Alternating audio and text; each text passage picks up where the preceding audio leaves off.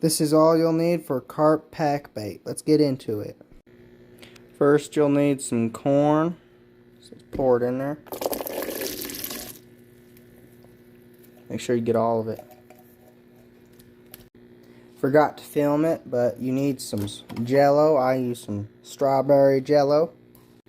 Then you need something to hold it together, so I use some panko bread mix. Works pretty well. Let's pour it in there.